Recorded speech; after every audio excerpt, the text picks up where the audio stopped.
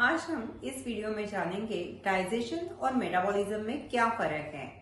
आजकल बहुत सारी मॉम्स हमारे पास आती हैं और बताती हैं कि उनके बच्चे रोज का ट्रेडिशनल फूड खाते ही नहीं है, उन्हें चाहिए पिज्जा पास्ता। तो क्या करती है हमारी आजकल की एजुकेटेड मॉम्स, वो देखती है कि पनीर में प्रोटीन्स है तो पनीर डाल के पिज्जा बना दूं या फिर मैं व्हीट के बेस का पिज्जा कर लूं। तो हमेशा वो अपनी तरफ से एक लॉजिक लगा के protein, carbohydrate, vitamin, mineral, fibre, fat, इन सब का कॉम्बिनेशन करके पिज्जा और पास्ता अपने बच्चों को वो हेल्दी अल्टरनेटिव है ये समझ के खिलाती है। तो क्या होता है तो वो हम पहले जानेंगे। तो हमारे शरीर में पित्त होता है जो डाइजेशन और मेटाबॉलिज्म का काम करता है। डाइजेशन का मतलब क्या, आप जो भी खाना खाओगे तो खाना पेट में आता है, उसके ऊपर पित्त का काम होता है, वो इजीली एसिमिलेट हो जाता है और स्मॉल इंटेस्टाइन में जाके एब्जॉर्ब होता है। तो सारे न्यूट्रिएंट्स जो है आपके स्मॉल इंटेस्टाइन में आते हैं और एब्जॉर्ब हो जाते हैं, और जो भी अनवांटेड चीजें हैं, मतलब जिसको एक्सक्रीटरी पार्ट बोलते हैं, वो स्टूल और यूरिन के थ्रू निकल जाता है। तो ये हुआ आपका डाइजेशन, ये कंप्लीट हो गया।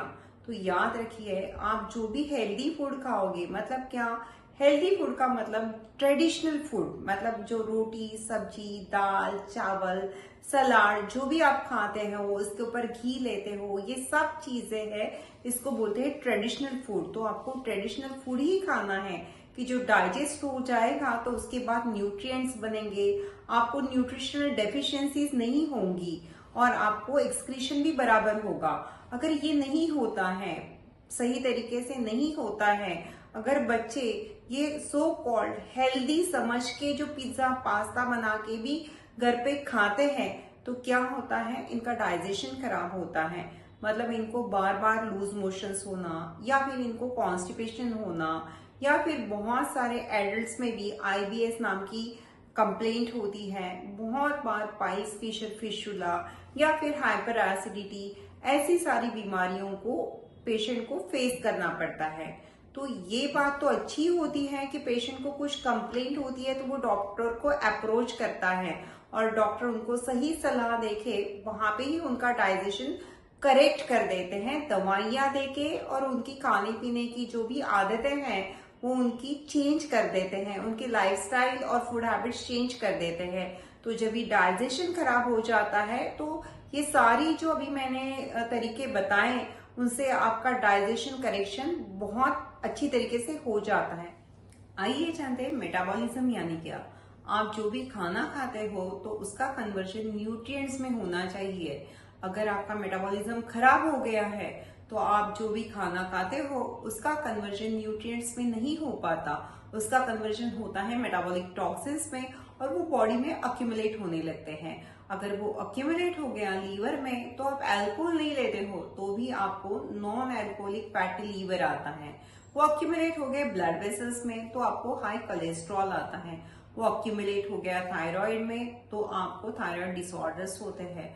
अगर वो अक्यूमुलेट हो गया पैनक्रियाज में तो आपको इंसुलिन रेजिस्टेंस डेवलप हो सकता है, जिसके वजह से आपको टाइप 2 डायबिटीज हो सकता है। फीमेल्स में पीसीओडी पीसीओएस हो सकता है, ओबेसिटी होती है। तो ऐसी अन्य कई बीमारियां हैं जो मेटाबॉलिक डिसऑर्डर के अंतर्गत आती है। तो याद रखिए, अगर आप हेल्दी फूड खाओगे तो ही आपका डाइजेशन और मेटाबॉलिज्म अच्छा रहेगा। लेकिन कभी भी ये मत सोचिए कि मैं अनहेल्दी फूड खा रहा हूँ, मैं एंजॉय कर रहा हूँ और मुझे इंडाइजेशन नहीं हो रहा है तो मैं स्वस्थ हूँ। याद रखिए, अगर आप अनहेल्दी फूड खा रहे हो, आपको कुछ भी प्रॉब्लम नहीं हो रही है, तो भी ये सारी जो मेटाबॉलिक टॉक्सिन्स है आपकी बॉडी में अक्यूमुलेट हो रही है और आगे जाके आफ्टर द एज ऑफ 30-35 आपको, जैसे मैंने अभी बताया, type 2 diabetes, thyroid disorders, PCOD PCOS, ऐसी कई अन्य मेटाबॉलिक बीमारियां पैदा कर सकती है। इसके लिए होममेड हेल्दी फूड को कोई भी अल्टरनेटिव नहीं। तो और भी ऐसे यूजफुल वीडियोस देखने के लिए हमारे चैनल को लाइक शेयर एंड सब्सक्राइब करिए। Leave Ayurveda, learn Ayurveda.